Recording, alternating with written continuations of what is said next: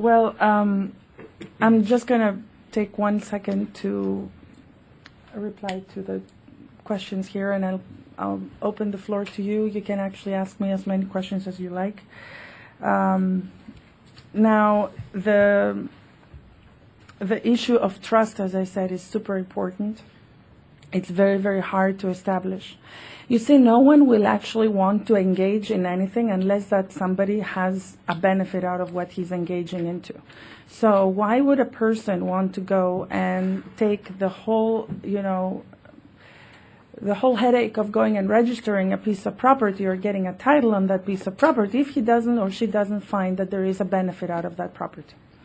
So that's what I mean by trust. Trust has a specific outcome. So I really very much appreciate your concern. I actually do notice the difference between the two commentators, Klaas and Elio, as well as Francis.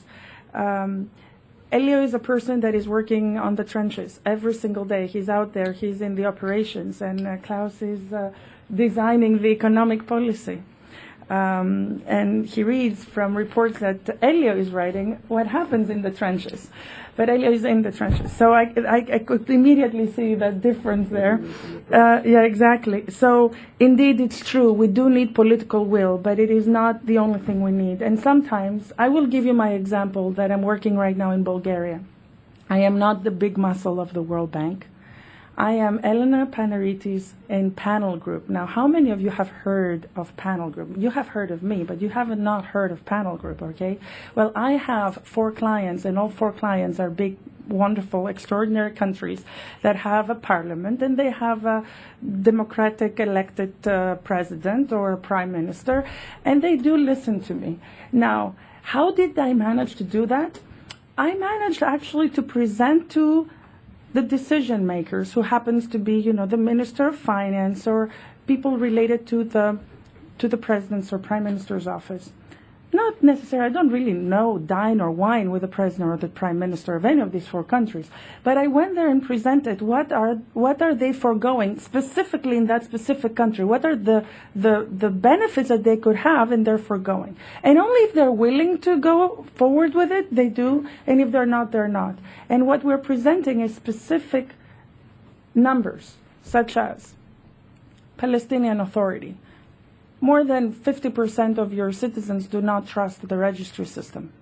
How did you get to that number, Ms. Panaritis? So then we present the way we have come up with that number. That is actually pretty compelling. So they say, well, maybe we need to do something about it. And I'm not doing absolutely anything about it. I'm just sitting there with these guys and our 15-member teams, and we work with them to try to come up with them having come up with a solution.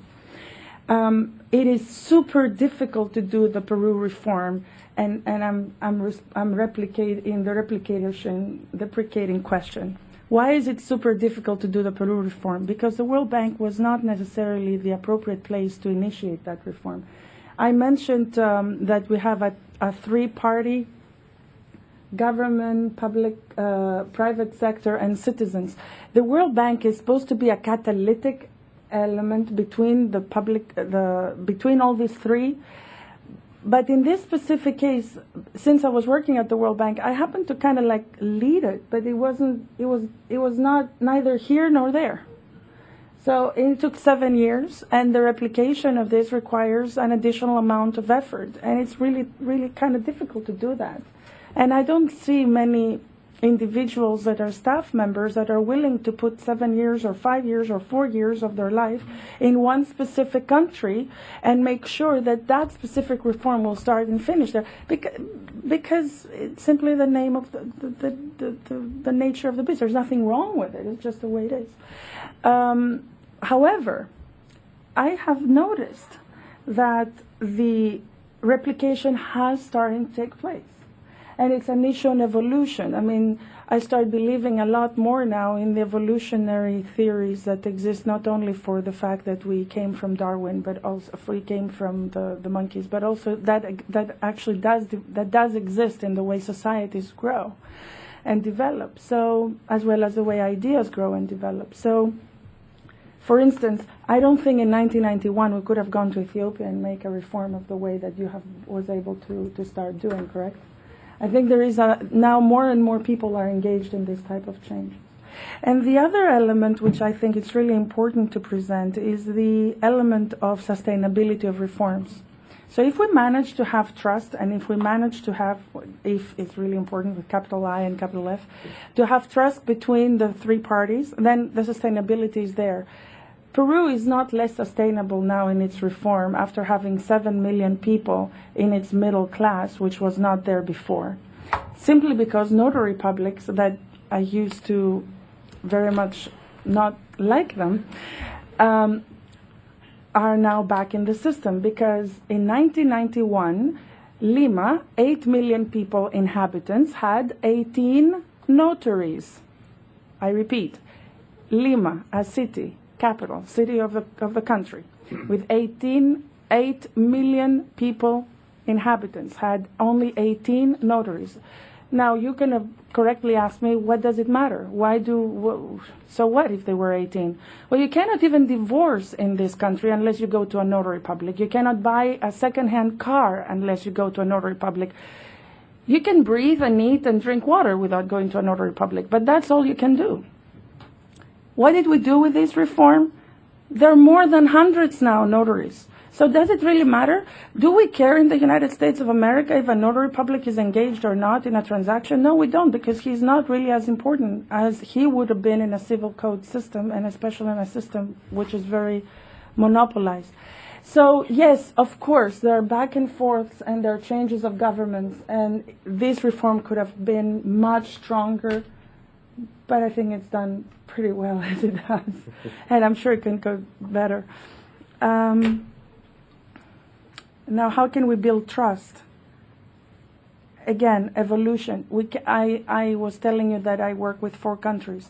Not all 4 countries are out there able to do this reform right away. There is no appetite in all 4 countries that is of equal degree. So I'm starting with Bulgaria. Is it because I'm Bulgarian myself? No. Is it because I fell in love with a Bulgarian man and I'm getting married to him and I would have loved to invite you to that wedding? That's not the case. Is it because of any other lineage that I have with Bulgaria? None. I hardly speak the language. It is because Bulgaria has the vision and the rigor, the 2 key ingredients I mentioned to you earlier. They want to do a reform, they have the appetite for it, and they know exactly where they want to go to, where they want to end up to be. So but we cannot do, I tried to work with this reform, and we are working in Lebanon. Very, very smart people, but collectively, all together, they don't have the vision nor the rigor. So you do need to know who you want to tango with to be able to develop that little amount of trust.